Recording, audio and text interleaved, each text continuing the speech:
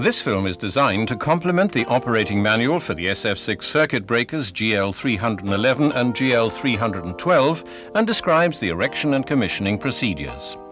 Please consult the operating manual supplied with the equipment for safety instructions, measured values, tightening torques and other detailed information. In particular, please note that improper handling of the porcelains can result in personal injury or property damage.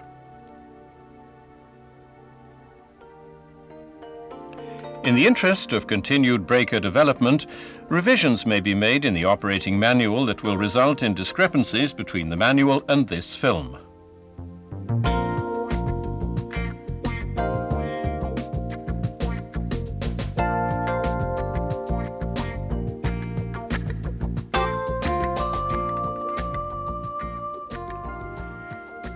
A circuit breaker consists basically of two supports that can be ordered as optional: a base frame, the spring operating mechanism, and 3 pole columns. The total shipment for a GL311 or GL312 unit generally includes a wooden rack containing the pole columns and base frame, a pallet with the spring operating mechanism, mounting brackets, and a crate containing accessories. SF6 gas, if ordered, is shipped in separate units. When the shipment is received, check the shipping units against the shipping documents to make sure the shipment is complete. Also check for possible shipping damage. After the shipping units have been opened, set the components down on suitable surfaces. Remove the drive rods and connecting rods from the base frame. The following items are required for erection: bill of delivery, operating manual, dimension drawing, schematic diagram, and routine testing certificate. A checklist can be found in the operating manual and must be filled out during the entire erection and commissioning process. This ensures that all the important procedures that guarantee breaker operating safety and reliability will be carried out and documented. The materials, tools, hoisting gear, and other supplies that need to be provided by the station are listed in detail in the operating manual. All parts necessary for assembling and erecting the breaker are supplied by Alstom. Fasteners and levers can be found in the crate containing the accessories. After all parts have been unpacked, inspect them visually to make sure nothing has been damaged. Check the serial number on the bill of delivery to make sure the breaker components belong together.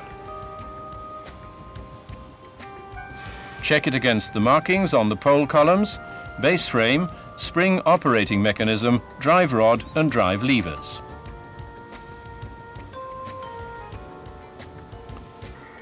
Also check the SF6 shipping pressure in the pole columns by pressing on the poppet valve of the coupling. You must be able to hear the gas escaping. The GL311 and GL312 breakers are especially easy to install since all setting procedures have already been carried out at the manufacturer's plant. The first step is to align the lower hexagonal nuts on the foundation anchor bolts so that they are level.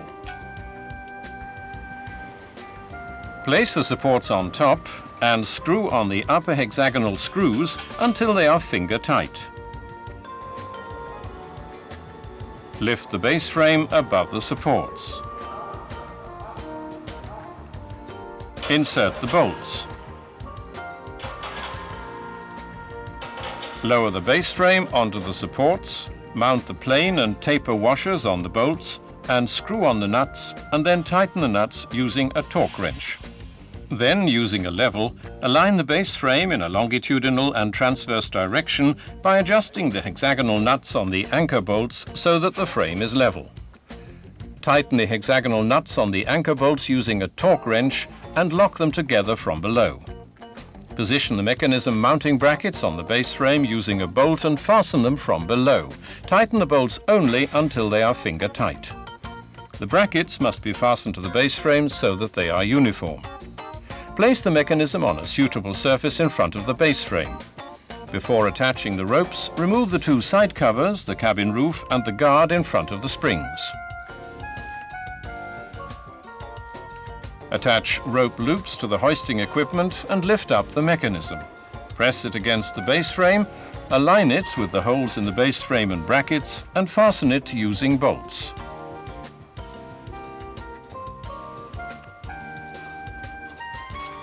First, tighten the upper bolted joints of the drive and then the lower ones using a torque wrench.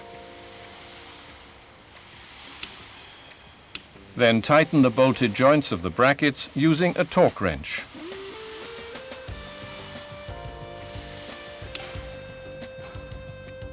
As a last step, replace the cabin roof, the guard in front of the springs, and the two side covers in order to protect the mechanism from dirt accumulation and moisture. Before erecting the pole columns, remove the metal covers from the base frame. Attach rope loops to the upper terminal faces of pole column B. Slowly pull the pole column to an upright position, making sure that the crankcase rolls down over the cast seam. This prevents damage to the gas supply connection and spline shaft. Lift the pole column above the installation opening in the base frame, rotate it approximately 30 degrees to the right from the mounting position and lower it carefully until the torque shaft is completely inside the base frame. Rotate the pole column back to the mounting position, lower it almost completely and fasten it with bolts. Do not tighten the bolts yet, since the pole column still needs to be aligned. Insert the drive rod into the lever on the rear of the mechanism, insert the greased coupling pin and fasten it using a bolt, liquid locking and washer. Insert the connecting rods to pole columns A and C through the side openings in the base frame. Mount the lever for pole column B in accordance with the factory markings and fasten it using a bolt, liquid locking and washer.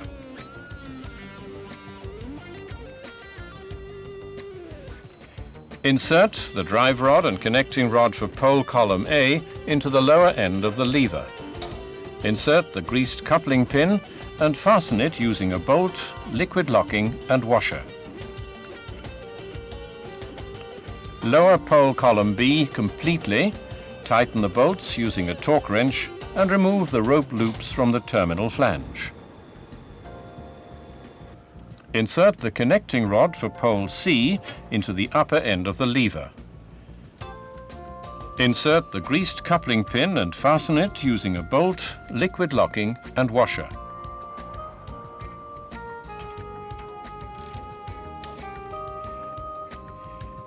Install pole columns A and C and connect the connecting rods in essentially the same way as for pole column B, but make sure that the levers match up with the corresponding pole columns in accordance with factory markings.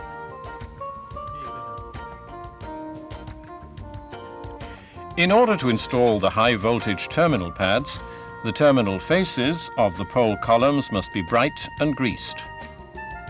Fasten the terminal pads using bolts and tighten using a torque wrench. Complete the operation by grounding the base frame and the supports.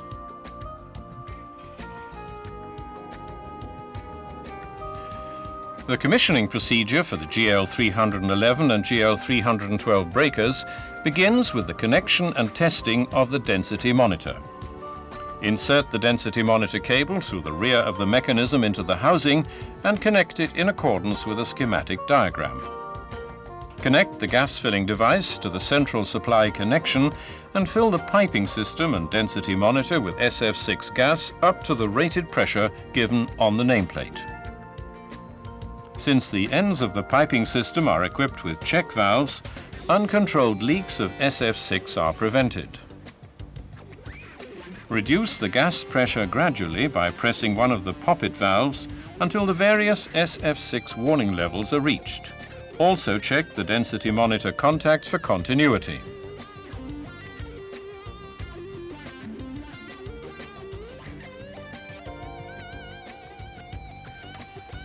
Then measure the resistance of the anti-condensation heater at the terminals in the mechanism and check it against the routine test certificate. Introduce the supply and control cables through cable glands and connect them in accordance with a schematic diagram. Before filling the breaker with gas, remove the protective caps, connect the SF6 piping system to all 3 pole columns and tighten using a torque wrench. Fill up the breaker to the rated pressure marking in the green scale range of the density monitor. Check all sealing points for leak tightness using an SF6 leak detector. After a temperature equalization period of approximately 1 hour, check the SF6 pressure again and correct it if necessary. Now the supply voltage can be applied.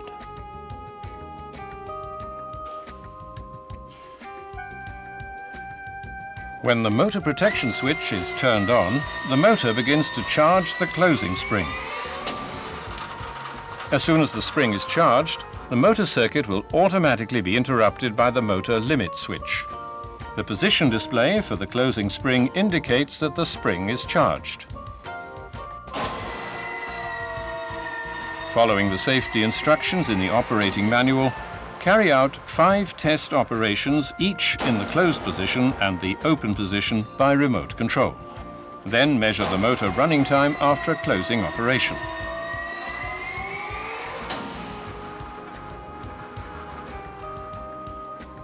Measure the breaker operating times for 1 closing and 1 opening operation. Check them against the routine test certificate and enter them in the checklist. Run a function test of manual control by carrying out 1 manually triggered closing operation and 1 manually triggered opening operation. To check the anti-pumping system, first move the breaker to the open position. With a continuous open command and an additional closing command, the breaker should carry out only 1 closing and 1 opening operation. Then move the breaker to the closed position.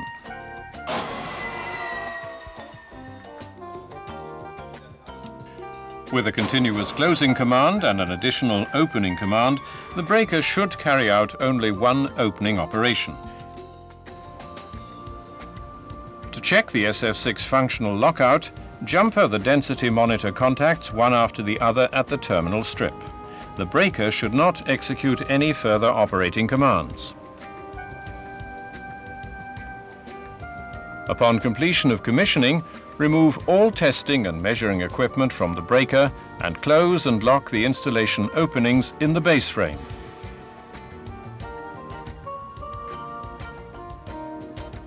Note the number of operations on the counter in the mechanism and record that number in the checklist. The breaker is now ready to be connected to the high voltage system.